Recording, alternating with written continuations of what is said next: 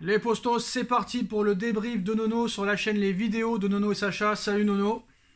Salut Sacha. Alors victoire 4-1 ce soir du Paris Saint-Germain face à une équipe de Bruges très friable, très faible à mon avis. Bonne première mi-temps, malheureusement une deuxième mi-temps assez catastrophique. On s'est mis en mode sénateur, en mode retraité. Au lieu de continuer à attaquer, de vouloir marquer 4, 5, 6, 7 buts. Comme très souvent, on arrête de jouer. À 3-0, c'est terminé. Alors certes, c'était un match sans pression, sans enjeu. Le PSG déjà était sûr d'être qualifié, était sûr d'être deuxième. Mais voilà, malheureusement, je reste sur ma faim parce que la première mi-temps a été assez bonne. On a vu du bon jeu, on a vu un bon Mbappé, un bon Di Maria, un bon Messi. Mais malheureusement, à 3-0, on subit, on recule. Et ça, on le voit trop souvent. Et pour moi, c'est pas acceptable avec les joueurs que tu as à ta disposition. Toi, honnêtement, qu'est-ce que tu as pensé du match? Et pour toi, la suite, comment ça va se passer? Est-ce que ce match a réglé tous les problèmes ou loin de là? En tout cas, moi, loin de là. Eh ben, bonne première mi-temps, de très très bonnes combinaisons, très bonne connexion Mbappé-Messi qui, il me semble, a retrouvé un peu les jambes.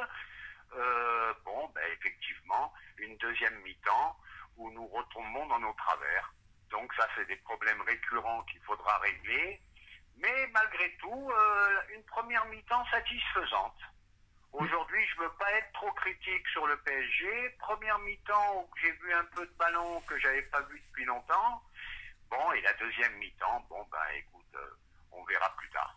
Mais c'est ça ton erreur et les erreurs de la plupart des gens, Nono. C'est que vous, ça y est, vous voyez le score, vous voyez un doublé de Messi et un doublé d'Mbappé, et pour vous, tout est résolu. Alors que pour moi... Oh non, c'est loin d'être résolu. Je viens de te dire que la deuxième mi-temps, nous avons toujours les mêmes problèmes. C'est-à-dire qu'on s'arrête de jouer à l'inverse d'un Bayern qui va t'en mettre 7, qui va t'en mettre 8, qui n'arrête jamais. Et la différence se fait là entre les grandes équipes. On a vu que à l'entrée de la deuxième mi-temps, on s'est mis en mode sénateur, on a reculé, on s'est fait bouger, et malheureusement on a arrêté de jouer, alors que normalement tu dois pouvoir jouer en contre-attaque avec les fusées que tu as devant, et vouloir marquer 4, 5, 6, 7, 8 buts. On a vu que le milieu de terrain a complètement arrêté de jouer et a baissé de niveau dès le début de la deuxième mi-temps. C'est ça qui fait peur quand même pour la suite. Et quand tu sais que tu vas rencontrer du très très lourd en huitième, qu'est-ce que ça t'évoque encore ce milieu de terrain qui baisse de niveau en deuxième mi-temps? Ah tu sais ma pensée sur le milieu de terrain, c'est notre gros problème, hein. Malgré un Verratti aujourd'hui qui a été assez satisfaisant, il est trop seul. Il est trop seul. Et dans un match à haute intensité, je pense qu'il faut vraiment se renforcer au mercato hivernal. Il faut vraiment se renforcer avec un milieu. Autrement, ça sera d'une difficulté absolue. De toute façon, le problème depuis que Verratti, Mota, Matuidi ne sont plus réunis au milieu à 3, le problème du Paris Saint-Germain depuis 2-3 ans maintenant, c'est si les 3 du milieu de terrain ne sont pas au même niveau, c'est-à-dire à un haut niveau, le milieu coule en fait. Et justement, d'où l'importance de recruter cet hiver. Parce que, comme je l'ai dit, on a vraiment l'un des milieux de terrain le plus faible du top 10 européen. Alors Nono, on a vu un très bon Léo Messi, un très bon Mbappé, un très bon Di Maria. On a vu une connexion quand même assez bonne, surtout en première mi-temps. Mbappé doublé, Messi doublé. Messi a été vraiment critiqué ces derniers mois, ces dernières semaines, mais c'est quand même 5 matchs en Ligue des Champions avec le PSG, 5 buts. Donc quand il va être à son vrai niveau, qu'est-ce que ça va donner réellement s'il a déjà mis 5 buts en 5 matchs? À Mbappé qui bat tous les records, déjà 30 buts en Ligue des Champions. Jamais un joueur à 22 ans n'avait mis autant de buts, ni Messi ni Ronaldo. Cette connexion, qu'est-ce que tu en as pensé ce soir? Et est-ce que... j'en pense que du bien. Et il faut que je finisse aussi, il faudrait me laisser finir. On va me laisser finir, monsieur, ce serait bien de me laisser finir. Ah, pardon. Et est-ce que peut-être on peut rester avec ces 3-là devant et laisser un Neymar sur le banc, par exemple? Eh ben moi, le plus important que j'ai trouvé ce soir, c'est que Messi a retrouvé la place où il doit jouer. Pochettino a enfin compris. Messi doit être au cœur du jeu. Voilà. Et là, j'ai vu un mieux énorme. Je ne sais pas ce que tu en penses, toi. Distribution, passe, et puis son petit coup de patte de génie, son but magnifique comme d'habitude. Donc voilà quoi. Mettons les joueurs à leur véritable poste. C'est vrai que quand tu as un très bon Marquinhos, un bon Verratti, un bon Mbappé, Messi, ça change un petit peu tout. Mais voilà, je reste sur ma faim sur cette deuxième mi-temps. Moi, honnêtement, le milieu de terrain me fait assez peur. Qu'est-ce que tu as pensé aussi de la prestation pour moi catastrophique de Wijnaldum au milieu de terrain et les nombreuses pertes de balles de Hakimi sur le côté. Eh ben, Wijnaldum, pour moi, c'est un mystère. Qu'est-ce que tu veux que je te dise? Moi, je reconnais plus le joueur de Liverpool. Je le reconnais plus. Et crois-moi que j'étais très satisfait de sa venue. Je ne sais pas ce qui se passe aussi avec ce garçon. Je le reconnais plus par rapport à Liverpool. Et Hakimi qui perd encore ce soir un nombre de ballons, surtout en deuxième mi-temps, assez gros. Et moi, je suis très inquiet. Alors, pour... On va encore dire que je m'acharne sur Hakimi, et lui également, je le reconnais plus.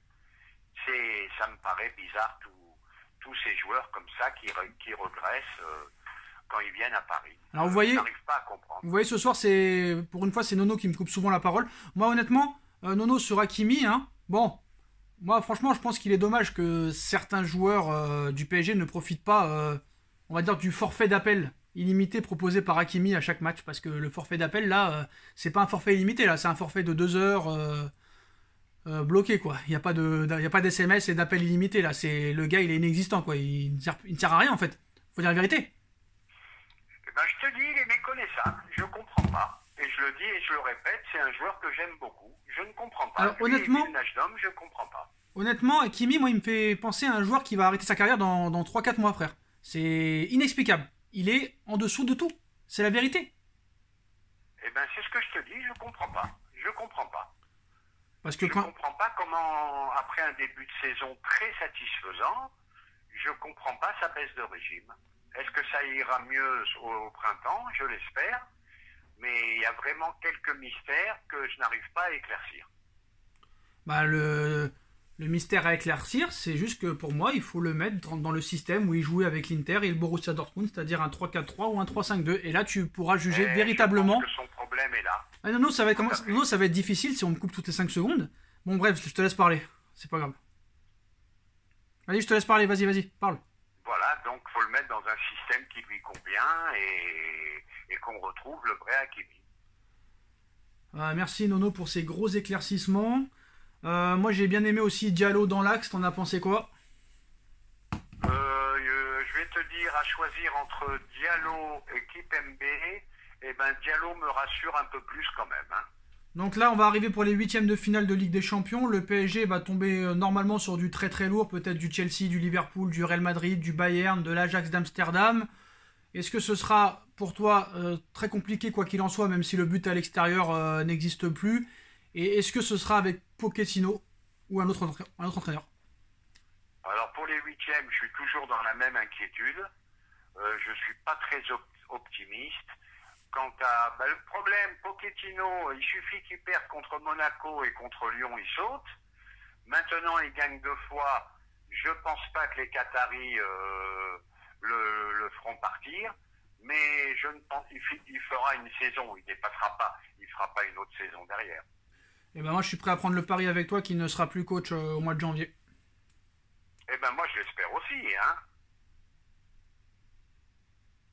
Eh ben très bien, bah merci. Et pour toi, pour les 8e, ça peut passer? Est-ce que le PSG peut montrer un niveau acceptable contre une très grosse équipe, ou si on continue comme ça avec Pochettino, je pense que ça pourra pas avancer et qu'on se fera éliminer dès les 8e? Ben, au risque de te décevoir et d'en décevoir beaucoup, en 8e, je pense que ça va être très très très délicat. Je pense que ça risque d'être très très dur. Je ne change pas d'avis pour l'instant, parce qu'il ne faut pas non plus rêver. On a joué Bruges aujourd'hui, hein. On n'a pas joué une grosse équipe européenne avec enjeu, etc., etc. Eh ben merci Nono, en tout cas les Postos, victoire du Paris Saint-Germain ce soir, 4-1, le PSG est en route pour les 8e de finale. Merci Nono et on se retrouve très vite pour une nouvelle vidéo. Tchuss. Merci Sacha, ciao.